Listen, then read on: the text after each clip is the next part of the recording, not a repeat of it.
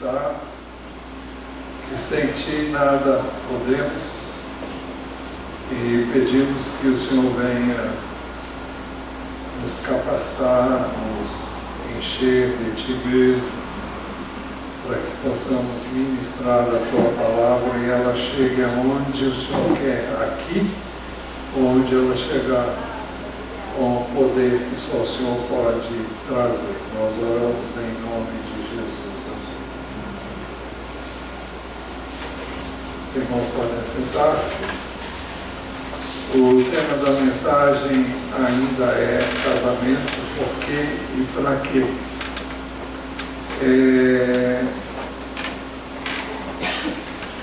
Nós temos nos baseado para trazer as mensagens, temos nos baseado em alguns pedidos do boletim. Obrigado, Zé.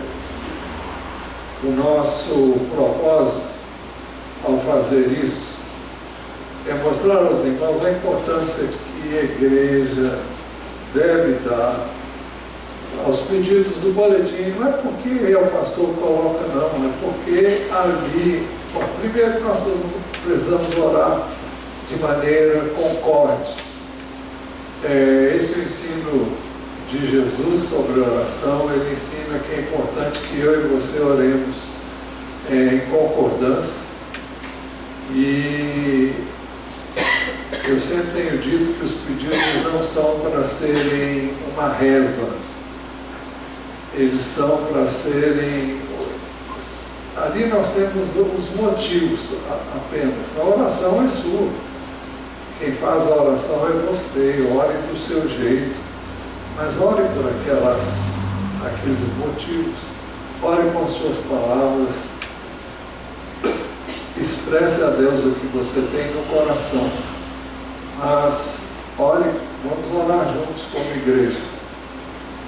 E nós estou ainda no pedido 5, nós e nossas famílias, é o pedido número, aliás, não sei nem mais se é o 2, porque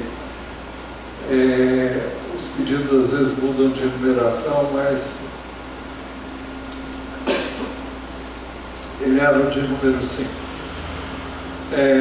Nós temos pedido corações perdoadores, misericordiosos, amorosos, fiquemos livres de ressentimentos, amargura, maledicência, maldade, sejamos sinceros e obedientes. Pedimos que,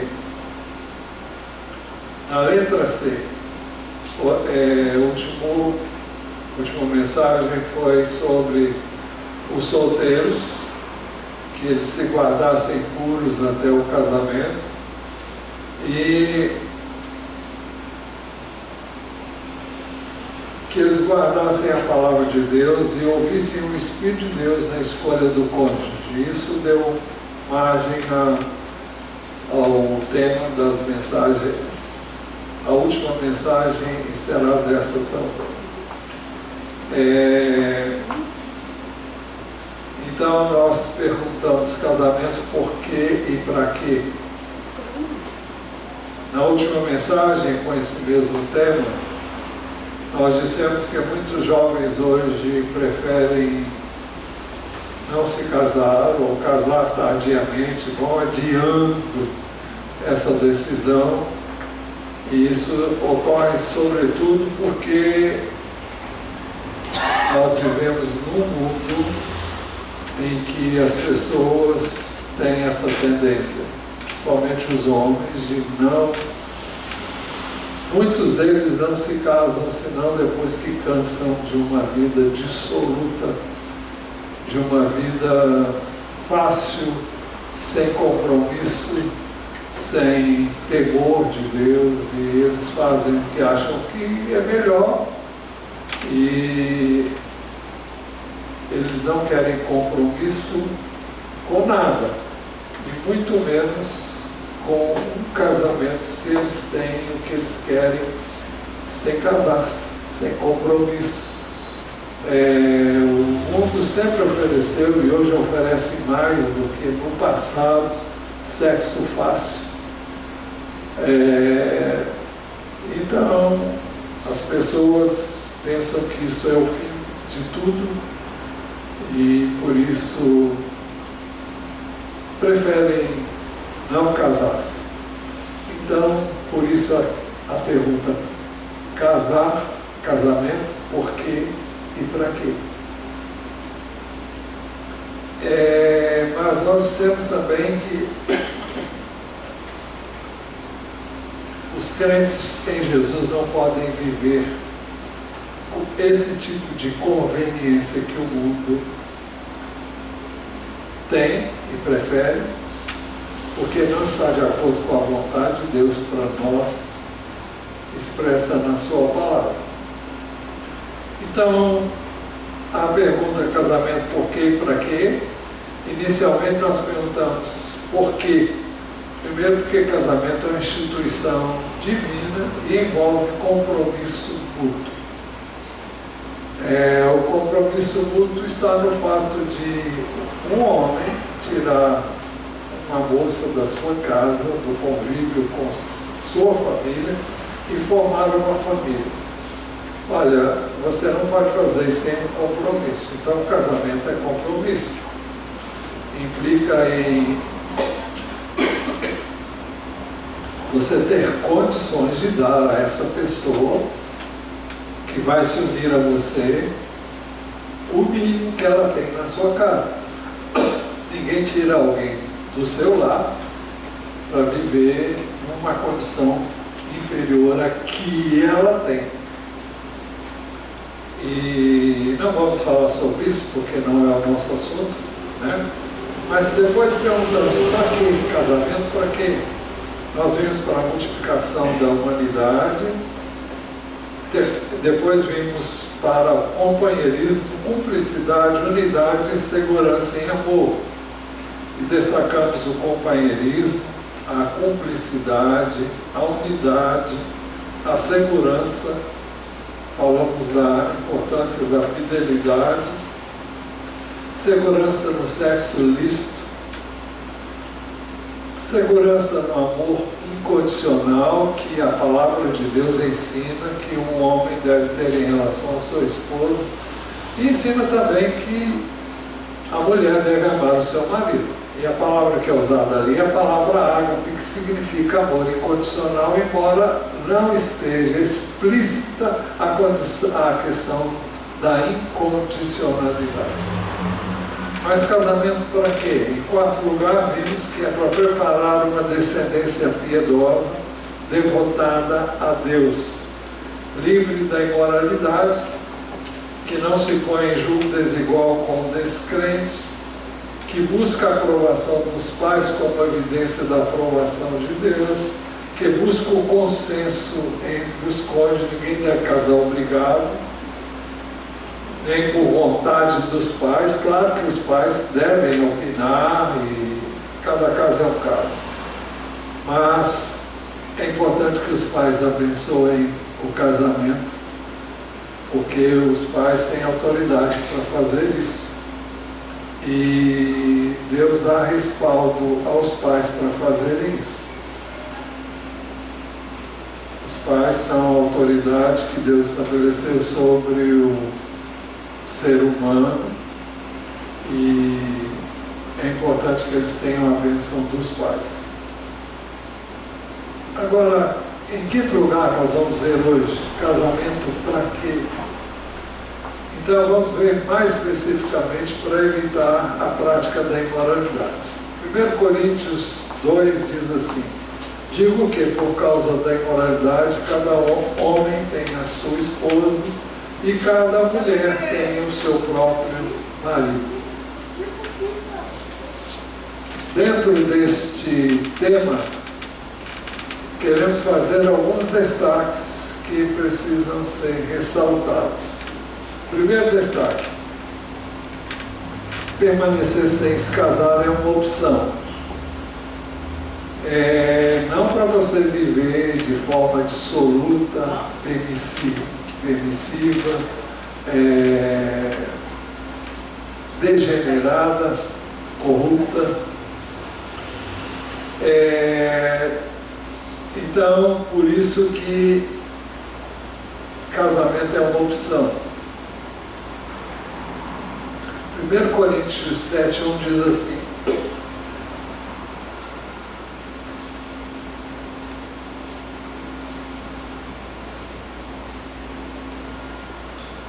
quanto ao que vocês me escreveram, é bom que o homem não toque em mulher.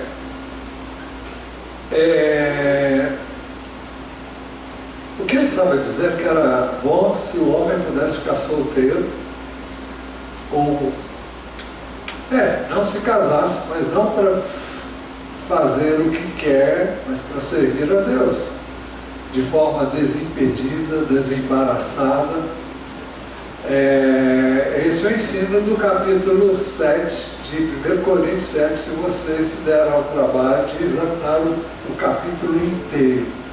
Você vai ver que ele mostra a conveniência de fazer isso para quem tem este chamado. Jesus diz que existem eunucos que nasceram assim, existem eunucos a quem os homens fizeram assim, e vocês podem não acreditar, mas pela primeira vez lendo a Bíblia eu descobri que Daniel foi um eunuco. Quantos aqui sabiam disso? Pois é, está lá escrito. Não está escrito que ele foi eunuco, mas que ele foi levado para estar sob os cuidados de um eunuco, que cuidava possivelmente dos eunucos. Ele foi preparado para servir na corte. E então ele foi um eunuco. Todos são concordes quanto a isso. Isso nunca tinha me saltado aos olhos. Mas Jesus disse, há eunucos que nasceram assim, há eunucos a quem alguém o fez assim. Isso se fazia com escravos no passado. E há pessoas que se fizeram eunucos por causa do reino de Deus. O que quer dizer isso? Que escolheram não se casar para servir a Deus. Mas o apóstolo Paulo, no capítulo 7, verso 7, ele destaca o seguinte: gostaria que todos os homens fossem como eu. No entanto, cada um tem de Deus o seu próprio dom. No entanto, cada um tem de Deus o seu próprio dom. Um, na verdade, de um modo, outro de outro. Então, não é para todos. E você pode, se quiser, se sentir que é o melhor para você, mas não é para você viver a sua vida, é para servir a Deus. Pelo menos é a ênfase que é dada nesse capítulo, que nós não vamos trabalhar isso, pelo menos por agora. Bom, ele tinha em mente alcançar então solteiros e viúvas. No verso 8 ele diz: e aos solteiros e às viúvas, digo que lhes seria bom se permanecessem no estado em que também eu vivo. O que sugere, no mínimo, eu penso cá com os meus botões, que ele era no mínimo viúvo. Ou, não sei o que aconteceu com o apóstolo Paulo, mas ninguém pode falar sobre o que ele fala sem conhecimento de causa. Eu acho muito difícil uma pessoa solteira que não casou, que não sabe o que é um casamento, falar da forma como ele fala sobre casamento. Você vai dizer, bom, Deus capacita, concordo. Mas por isso que eu digo que é algo meu. E quando a coisa está escrita, a gente diz, né? Mas ele diz assim: e aos solteiros e às viúvas, digo que lhe seria bom se permanecesse no estado que eu também vivo. Ou como solteiro ou como viúvo, não sei. Mas devemos considerar também o verso 9. Ele diz: mas se não conseguem se dominar, que se casem. Porque é melhor casar do que arder em desejos. É natural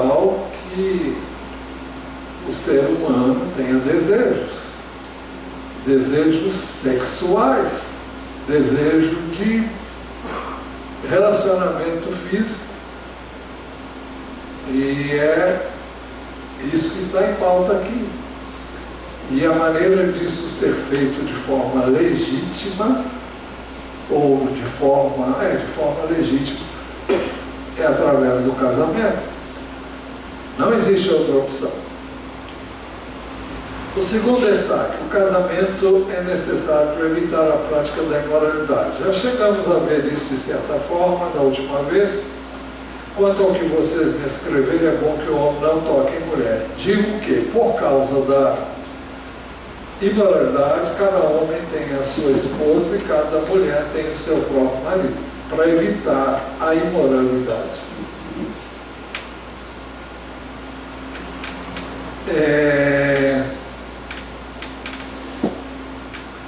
Neste verso, a palavra que é traduzida por imoralidade é a palavra grega porneia. A tradução é perfeita, porque ela é traduzida aqui por imoralidade. E essa palavra significa toda a prática sexual ilícita, imoral. É por isso que a palavra imoral, falando-se de sexo, traduz tudo isso, traduz fornicação. O que é fornicação? Fornicação é o sexo ilícito entre um homem e uma mulher. Significa também adultério. O que é o adultério? É quando uma pessoa casada tem relações com outra pessoa que não é o seu cônjuge. E fala do sexo entre duas pessoas do mesmo sexo, que isso também é classificado também à luz da palavra de Deus como imoralidade. Mas existem outros termos que hoje existem aí. Eu fiquei impressionado quando alguém me falou de alguns deles. Eu fiquei assim, falei, poxa, eu estou por fora mesmo. Que traduzem relacionamentos grupais de várias formas, envolvendo várias pessoas, até o próprio cônjuge. Bom, não vou entrar nesse assunto. E eu não vou entrar em detalhes por uma razão muito simples. É o que está em Efésios 5:3, que a imoralidade sexual e toda impureza ou avareza, e essa palavra avareza aqui pode ser traduzida como avidez sexual. Então toda imoralidade sexual, toda impureza de ordem sexual e toda avidez sexual não sejam nem sequer mencionadas entre vocês como convém a santos. Então,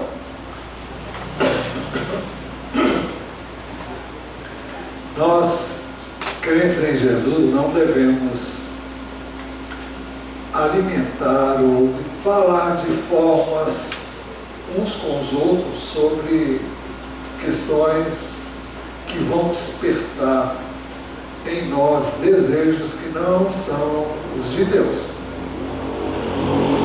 Ah, mas o crente não tem isso. Não tem? Por que ele escreveu isso aqui? Eu e você somos o tempo todo tentados. Eu não sei de você, mas talvez você não tenha, né? Quem sabe você não tenha pensamentos estranhos que você não sabe de onde eles vêm, você não está pensando naquilo, você não imagina, você está fazendo outra coisa completamente diferente, vem um pensamento relacionado a alguma coisa que é imoral. E você fica imaginando de onde veio isso. Se você não estava pensando nisso. Agora, se você vê, ouve informações, recebe informações nesse sentido, sua mente é alimentada, e isso pode levar você a pensar nessas coisas. Tem pessoas que sonham com cenas eróticas inconvenientes, inadequadas, mas isso é resultado de coisas que estão vendo, estão lendo, estão assistindo. Então isso alimenta a sua mente para que você então tenha esses sonhos e para que você pense nessas coisas. Agora, o diabo ele faz isso. Ele traz pensamentos que você nunca teve, nunca imaginou, e ele é capaz de pôr na sua mente coisas inimagináveis, coisas incríveis. E finalmente você não se iluda com relação a você mesmo, porque eu não me iludo em relação a mim. Eu sou muito grato a Deus porque sou salvo pela graça mediante a fé em Jesus Cristo, mas a minha natureza humana é má, ela é perversa e ela é prodigiosa em pensamentos maus. Eu fico imaginando, Deus, como é que pode um negócio desse?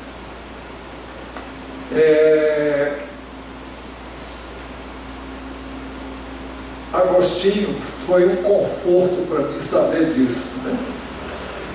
Bom, ele tinha uma vida promíscua antes de conhecer a Jesus, e depois que ele conheceu a Jesus, ele disse que estava orando e vinham pensamentos, aí é o diabo que traz mesmo, né? Ele estava orando, vinham pensamentos que ele ficava horrorizado, ele ficava horrorizado com ele até que Deus o fez saber que isso não era de Deus e que não era dele propriamente, mas é que eram as tentações que o diabo ia trazer na mente dele.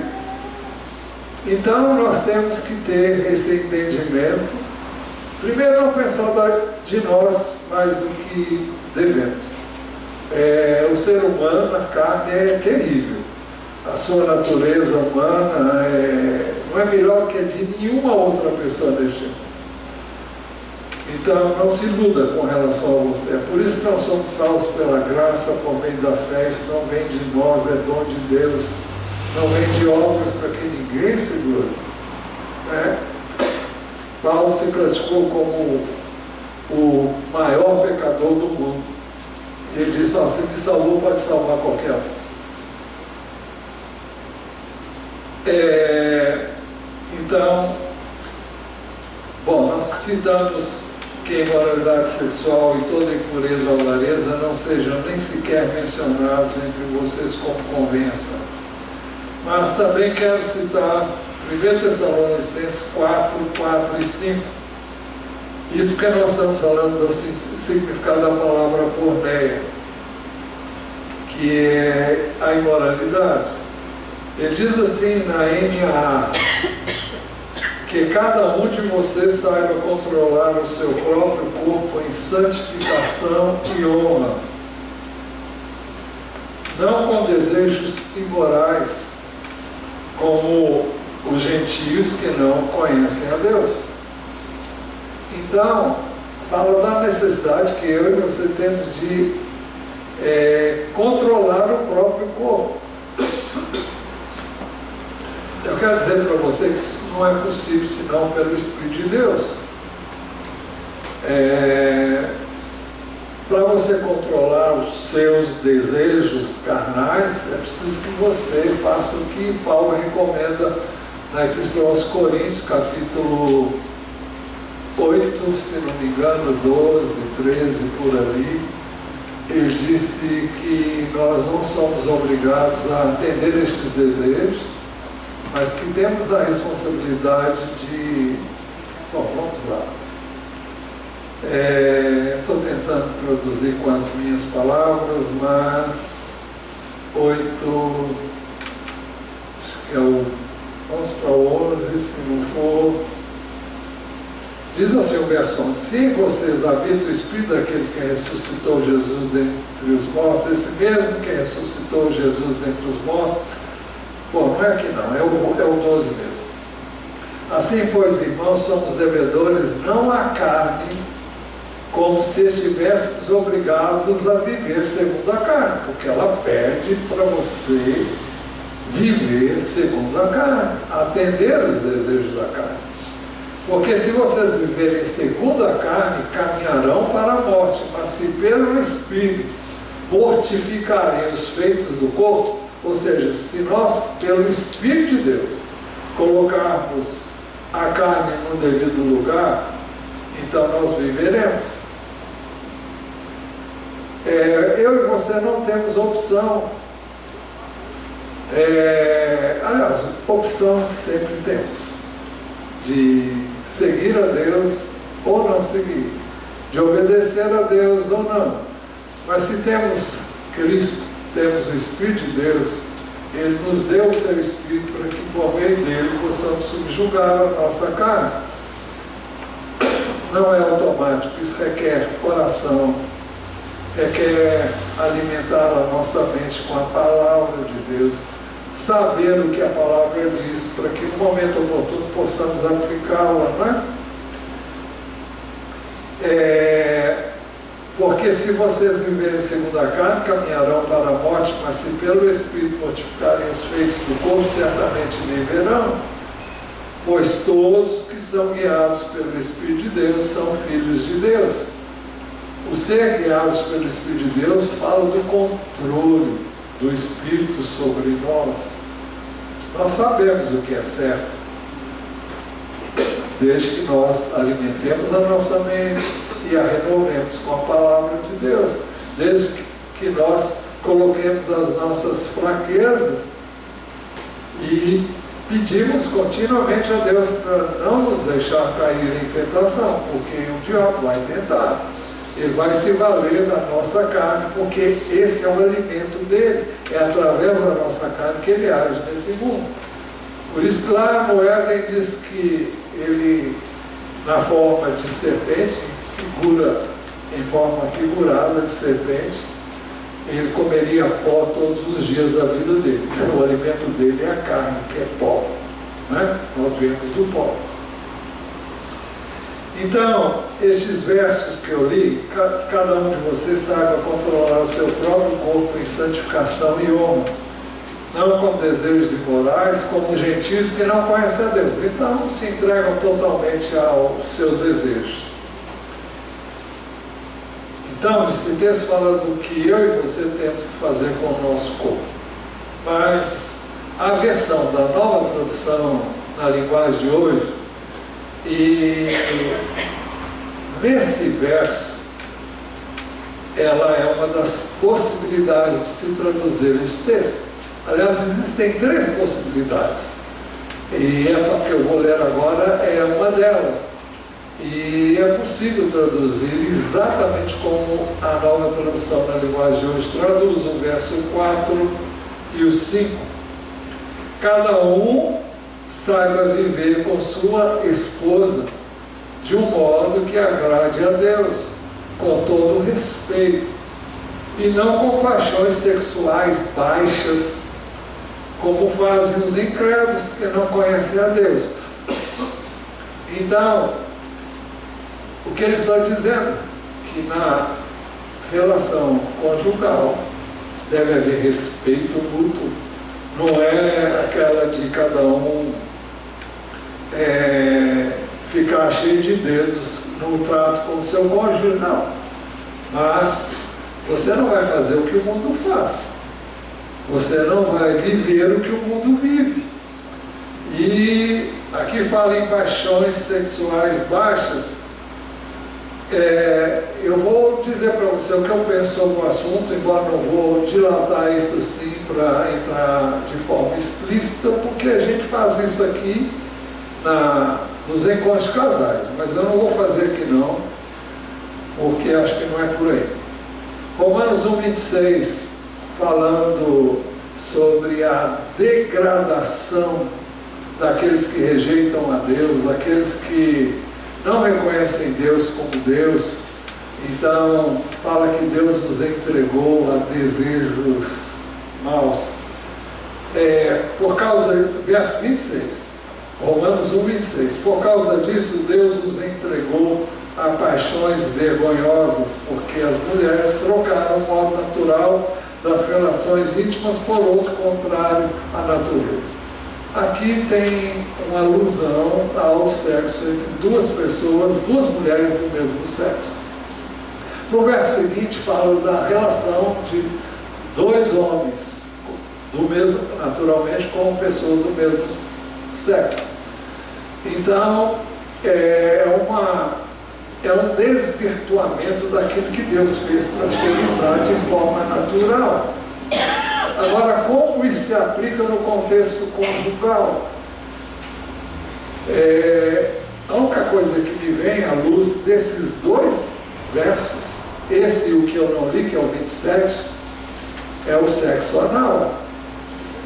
Então, o ânus foi feito para expelir, não para introduzir nada nele. Então, essa seria a anomalia, essa seria o uso inapropriado de um órgão que não foi feito para isso. E quando ele é usado dessa maneira, pode trazer muitas consequências. No caso de um homem e de uma mulher, vai ser danos, a perda do esfíncter que retém as fezes, vai ser... Olha, na internet explica isso cientificamente, para quem quer saber. Procure saber o que o médico diz sobre isso, e é por isso que eu estou falando isso aqui. Então, o ser humano gosta de tudo que não pode. Basta dizer que não pode para ele ter o desejo de fazer. Mas eu precisava falar essas coisas, não posso deixar de falar. As demais carícias, eu creio que não envolvem nenhuma anomalia, e nós encontramos textos bíblicos que falam sobre isso, sobre as carícias e essas coisas assim que nós não devemos imaginar como más, porque muitas vezes o mundo usa isso mal, né? Mas, então, esse texto de Romanos fala de uma relação sexual normal. Bom, já falei sobre isso, não vou entrar não, porque senão não é que eu vou, é porque eu já falei e pensei que ainda não tivesse falado. Então, isso seria trocar o modo natural das relações íntimas por outro contrário à natureza. Assim, no grego, a palavra porneia caracteriza toda imoralidade, todo sexo ilícito, todo sexo fora do casamento entre um homem e uma mulher, toda imoralidade no contexto conjugal, como é já citado agora. Terceiro detalhe, terceiro destaque: cada cônjuge deve cumprir o seu dever conjugal. 1 Coríntios 7,3: que o marido conceda à esposa o que lhe é devido, e também, de igual modo, a esposa ao seu marido. A NTLH diz assim: o homem deve cumprir o seu dever como marido, e a mulher também deve cumprir o seu dever como esposa. Ou seja, o dever do marido em relação à esposa é se dar sexualmente a ela e ela a ele, né?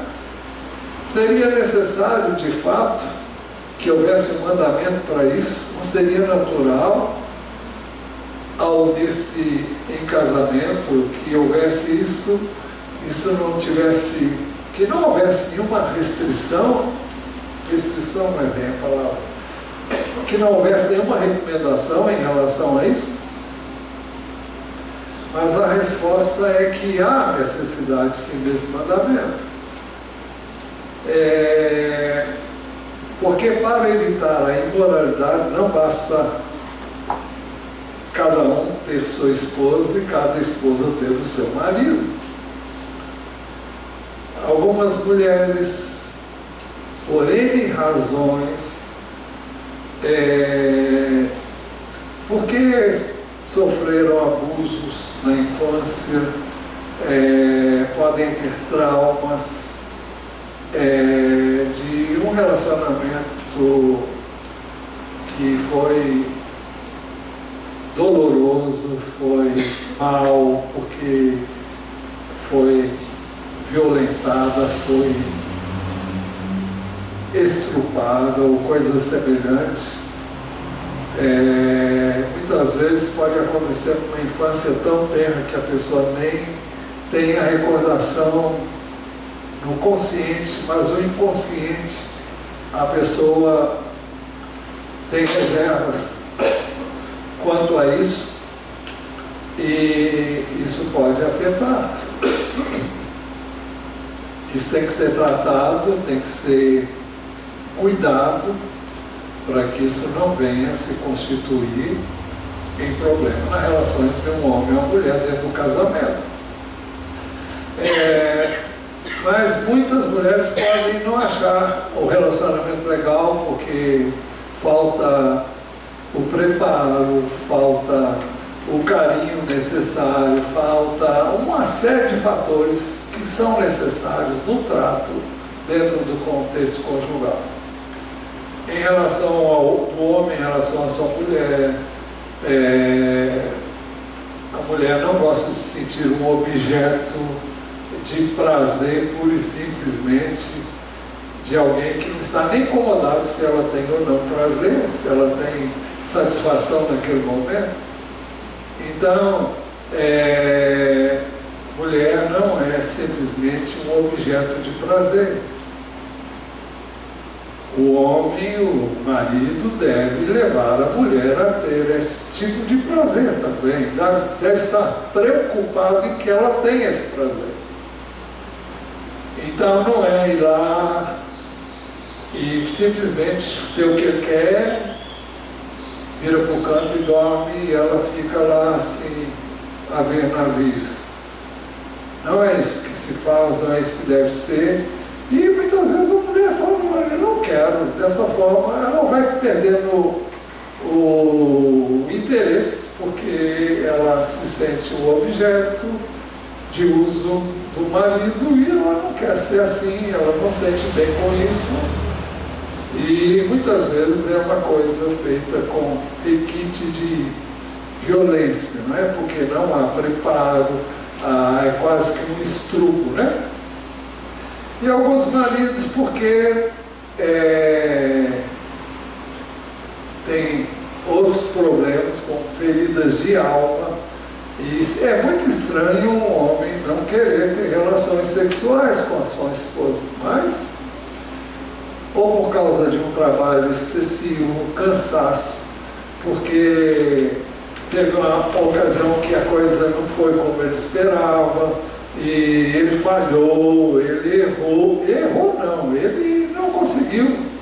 E isso pode gerar trauma, e a menos que seja uma pessoa de certa idade, isso deve ser considerado do ponto de vista médico, tratado, para que se busque uma solução, para saber o que é. Às vezes é só psicológico, e se a pessoa não tiver o cuidado de pensar assim, ou ser ajudado assim, isso vai se transformar num problema. Um problema para ele e também para o seu cônjuge, que não casou só para outras coisas. Então, pode ser também muitas vezes que falta diálogo, falta um relacionamento em amor durante o tempo todo. Olha, nós temos 168 horas por semana. Esse é o tempo que nós temos durante uma semana inteira. São 168 horas. Você pode dormir, se você dormir muito. Eu nunca durmo, não sei do tempo que eu não durmo 8 horas por dia. Mas, se você multiplicar 7, nem sempre eu consigo dormir 7 horas também, mas 7 vezes 7, 7 vezes 7, 49, é isso? Tá. A tabuada ainda está aqui na cabeça. Hoje não ensina tabuada, não ensina? Ensina? Tá. Pois bem, então quantas horas sobram aí? A conta isso aí eu não sei fazer agora não, de cabeça não. 168 menos 47, vai sobrar 100 e tantas horas. Você coloca aí outras horas de trabalho. Olha, vai sobrar muito tempo para a sua convivência conjugal. E se você não tiver um bom relacionamento conjugal, não tiver um bom tempo de diálogo, de conversa, você chegar lá só vamos ver, em cima da hora, isso não vai ser legal. Então é preciso que haja um relacionamento. E é por isso que deixa eu ver o tempo que eu tenho. É por isso que quando aconselhamos pessoas que vão se casar, nós recomendamos que não tenham relações sexuais antes do casamento. E nem qualquer tipo de intimidade antes do casamento. Por quê? Porque isso inibe uma coisa que chama comunicação. As pessoas não conversam quando elas agem, quando elas põem a mão. Então, a mão boba, né, chamada, não sei, no meu tempo era assim que chamava, hoje eu não sei se ainda chamam assim. Então, se a pessoa age, não conversa, não dialoga, ou se há um diálogo, o diálogo é muito superficial, porque a pessoa está afim de outras coisas e não de desenvolver um relacionamento com o seu futuro cônjuge. Então ele quer se valer daquela hora para aproveitar ao máximo o que ele pode tirar do sexo oposto. Eu não estou dizendo que isso não deva acontecer no casamento, mas antes do casamento não, porque isso vai inibir, isso vai levar você a pensar que você ama alguém, quando na realidade você não está amando aquela pessoa, você está gostando do que ela está te dando. Mas no dia a dia, as coisas são muito mais sérias, mais complexas, e se você não puder amar o seu cônjuge de verdade, você não terá como viver um relacionamento legal. Você não vai haver diálogo, não vai haver comunhão, não vai haver aquilo que todos nós precisamos para, quando chegar na hora do sexo, não ser só o sexo, mas o resultado de um relacionamento que vem sendo cultivado constantemente, que deve ser regado continuamente. Então, é muito importante que isso seja desenvolvido antes, porque se não foi desenvolvido antes, depois vai ser difícil, né?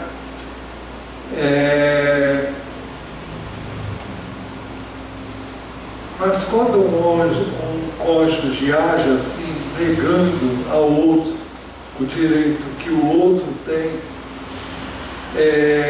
ela está expondo o seu cônjuge à prática da imoralidade, do pecado, do adultério, do sexo ilícito, do homossexualismo e tantas outras coisas. Eu não estou dizendo que a parte prejudicada vai se valer disso para fazer o que não deve.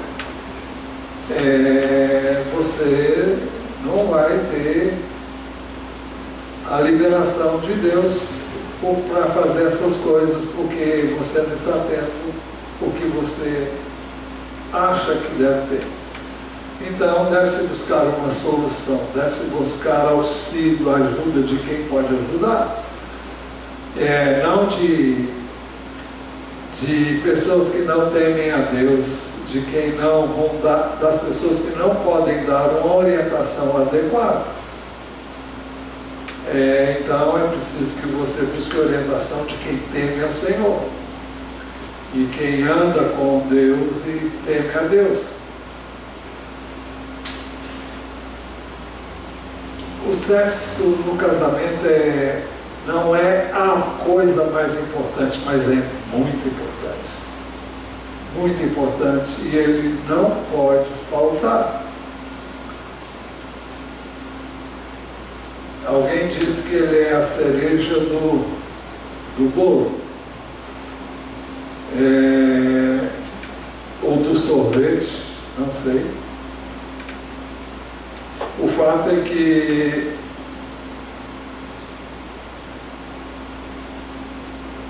por isso o texto diz que no casamento cada cônjuge deve cumprir seu dever conjugal. Verso 7:3, 1 Coríntios 7:3, que o marido conceda à esposa o que lhe é devido e também de igual modo a esposa ao seu marido. Por isso mesmo, no verso 4, no início, mostra que a mulher não tem direito sobre o seu próprio corpo e sim o marido. A esposa não tem poder sobre o seu próprio corpo e sim o marido. Se a esposa não se sente devidamente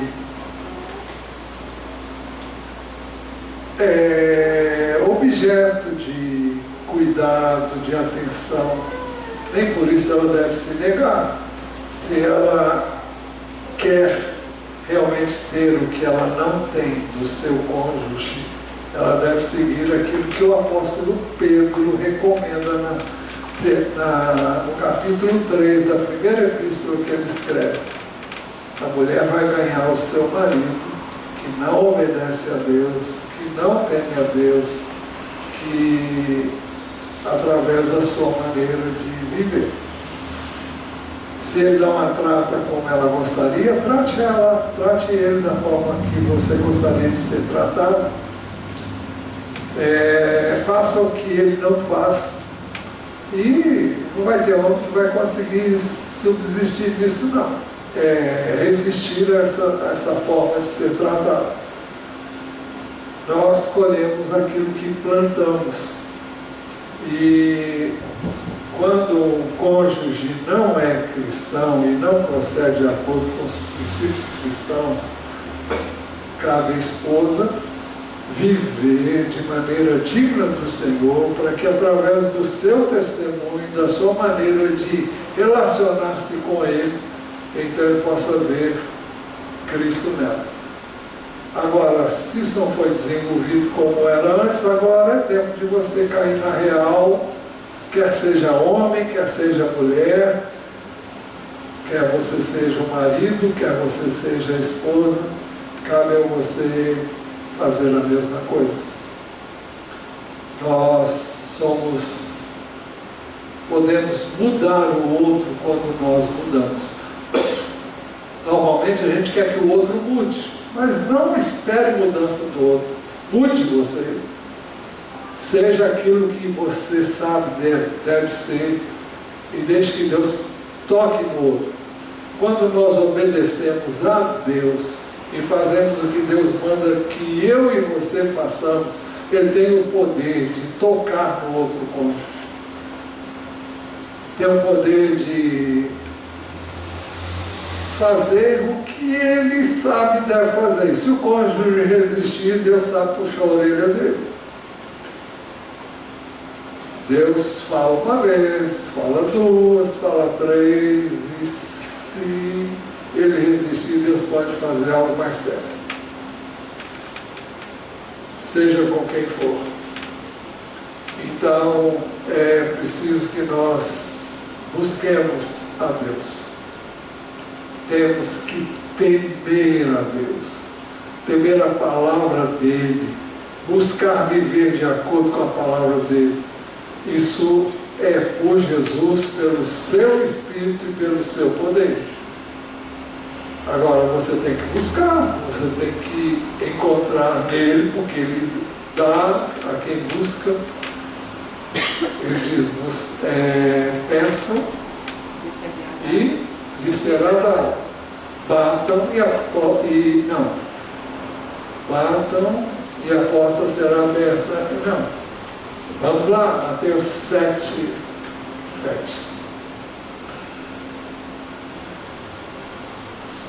Mateus 7.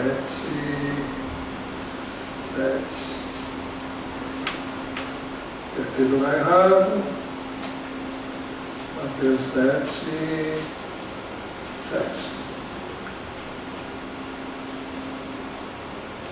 Não é 7. Não. Tem que abrir aqui. Mateus 7. Acho que é aqui mesmo. Peçam e lhe será dado. Busquem e acharão. Batam e a porta será aberta para vocês. Pois todo que pede recebe, o que busca encontra, e a quem bate a porta será aberta. Então, é algo para você buscar e fazer o que Deus manda que eu e você façamos. Então, a mulher não tem direito sobre o seu próprio corpo e também o marido não tem direito sobre o seu próprio corpo, e sim a esposa. Então, eu estou cansado. Às vezes o cansaço é uma desculpa, né? Mas existem casos em que realmente, nós vamos falar sobre isso daqui a pouco. Agora, esse direito que cada um tem sobre o corpo do cônjuge não implica que você tem todos os direitos. Como assim? 1 Tessalonicenses 4, na nova tradução linguajar, diz assim, que cada um de vocês saiba controlar... não, aqui não é aqui. Não, é o verso 4. Cada um aprenda a viver com a sua própria mulher de maneira santa e honrosa. E o texto que eu não li, nem coloquei aqui, diz, não com paixões sexuais baixas, como fazem os incrédulos que não conhecem a Deus. Eu sempre penso nisso aqui como a prática que o mundo gosta e pratica no meio secular, no meio de quem não conhece a Deus, é o sexo anal. E não é só o homem, eu não vou entrar nesse detalhe.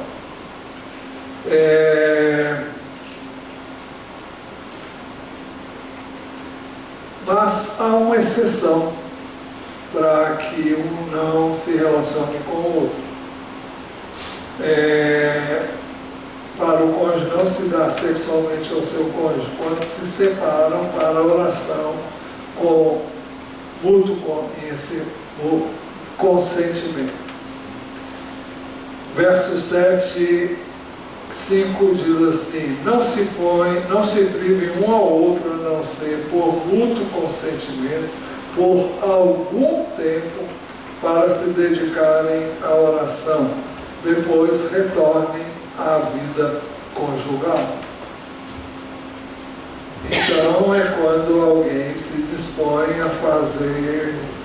a separar um tempo para estar com Deus de uma forma especial, e então eles combinam, eu vou separar esse tempo, um dia, 2 ou 3, ou não sei, para estar com Deus, quem sabe em jejum, em todos os aspectos, inclusive do sexo, para estar com o Senhor, depois se unam novamente.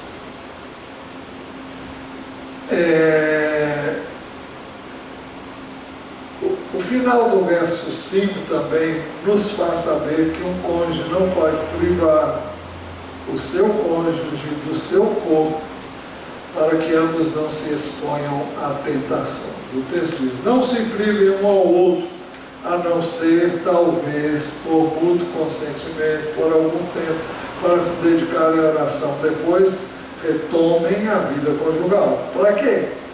Para que Satanás não tente vocês por não terem domínio próprio. Ele disse, é melhor casar do que viver abrasado, uma versão que está me vindo à mente aqui. Então, isso não pode ser por muito tempo, porque pode ensejar que os cônjuges sejam tentados e eles não resistam a esse tipo de tentação.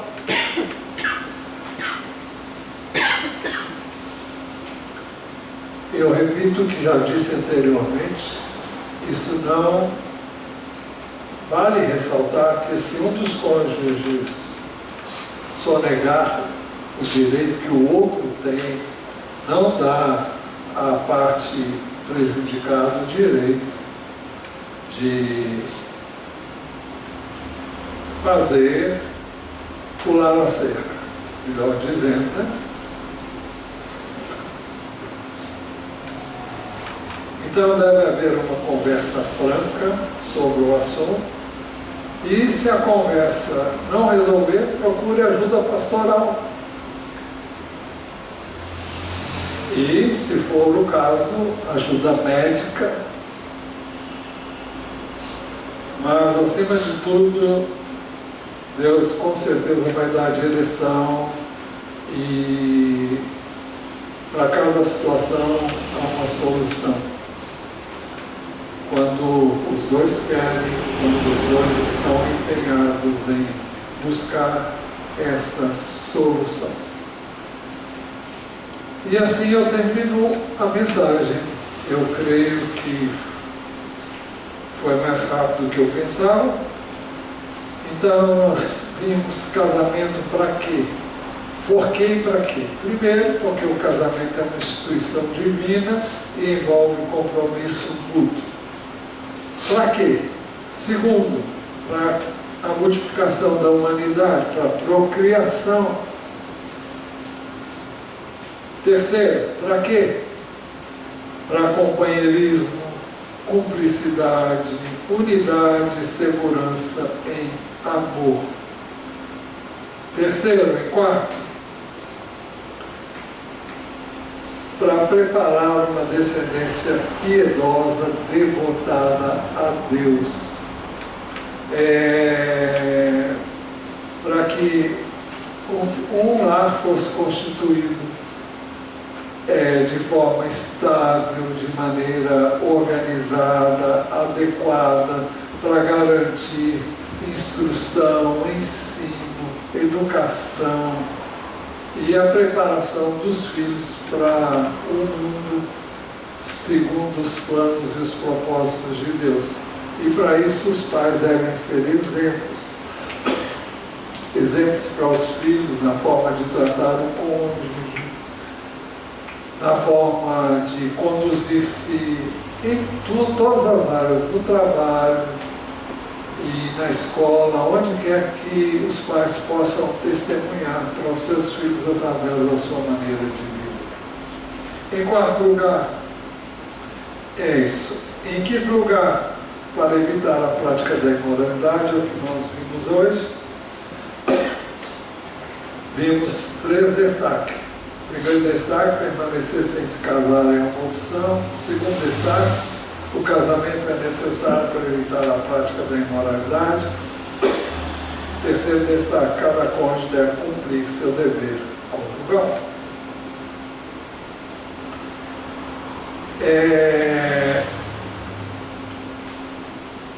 Vamos orar.